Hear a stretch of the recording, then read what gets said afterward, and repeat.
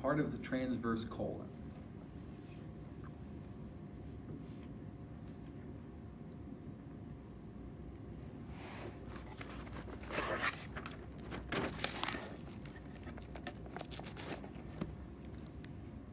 You got a list of extraperitoneal organs there: urinary bladder, rectum, uterus, transverse colon, tail of the pancreas, part of the duodenum, and kidneys. Adrenal gland? Yeah, because the adrenal glands sit on top of the kidneys, yes. Yeah. Anybody want the list again? What was it called? These are all organs that are extraperitoneal. They're either organs or parts of organs. Okay. Now, anybody think of why? Is there any significance to having extraperitoneal organs, or is it just random? What do you think? All those things kind of expand and move around, it seems like. That is true. Within the abdomen, everything does move around. So I guess we definitely isolate them physically from one another. I wasn't really thinking of a protective function. Maybe that's part of it. But there's some other reasons too. One big piece, they're not like, I don't want to talk. Okay. But you're so good at it. Maybe these organs doesn't need to move, or? Well, that's kind of what he was mentioning. Yeah, it's more related to the functions and what they're exposed to. Okay. So, look, it's fairly common to get urinary tract infections. That's fairly common. It's also pretty common to get infections in the small intestine, okay, or large intestine. An infection or inflammation in the large intestine is something we call colitis. Okay, when you get inflammation in the large intestine, that's called colitis. When you get an infection and inflammation in the small intestine, it's called enteritis. Okay, when you get infections in the kidney or the urinary system, it can be called a urinary tract infection or nephritis or glomerulonephritis.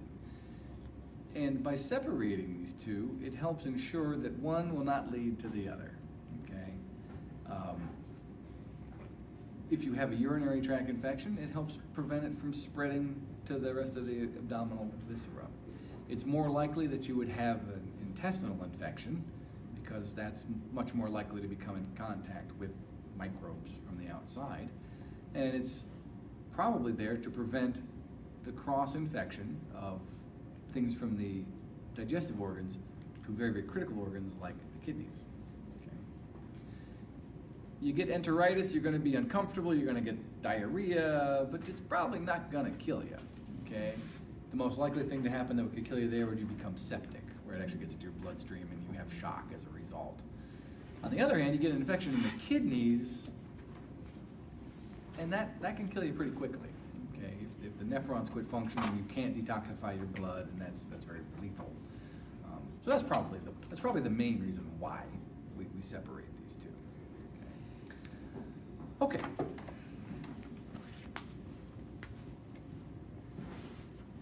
One of my favorite questions to ask on a lab exam is to name at least one extraperitoneal organ. So you got a list there, you got to go pick at least one out of, right? Okay, so retroperitoneal, obviously if you're within the peritoneal cavity, you're called intraperitoneal.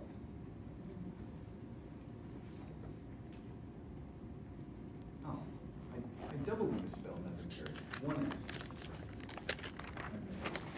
By the time I retire, I remember how to spell that word.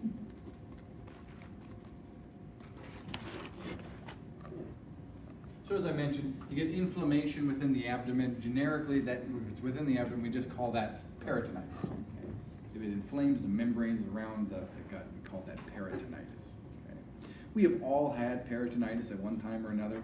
You get some sort of, it can be viral. Probably the most common cause of peritonitis is viral. It can also be just from physical irritation. Okay, a lot of jostling, bouncing up and down, stuff like that can cause inflammation of the peritoneal membrane, and that's peritonitis. And it manifests itself by kind of diffuse pain, bellyache is what you've got if you've got peritonitis. Okay. And then specifically, if it's an inflammation of the small intestine, it's called enteritis. If it's an inflammation of the large intestine, it's called colitis.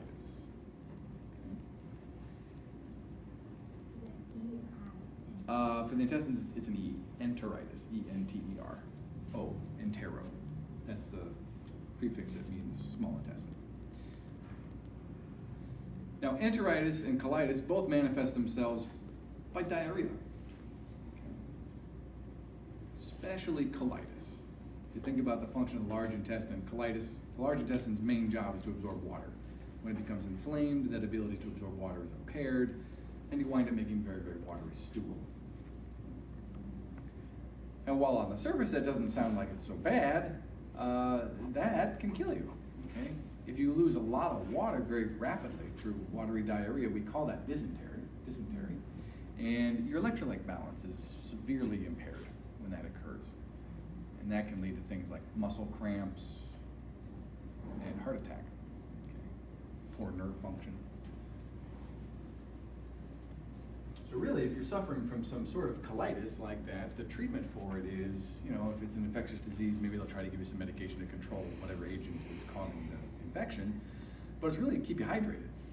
Okay? Now, frequently nausea comes along with that, so it's a little hard to keep hydrated if you're vomiting all the time.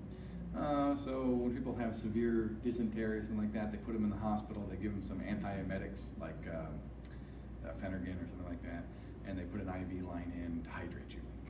And it's pretty much the treatment, and you feel fine after that's taken care of.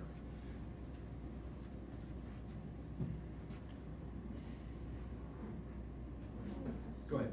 Is it like the same thing like for like if you're lactose intolerant? Like is that a form Ah. of this? Well, it can lead to that. So lactose intolerance simply means that you can't break down lactose.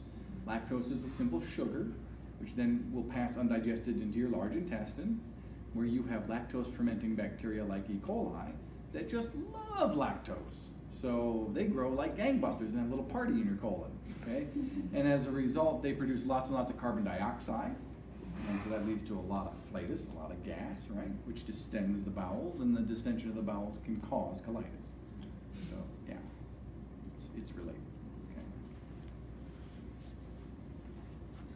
okay? All right, there's something called the hepatic portal circulation, which you should be able to tell me something about, right? Okay?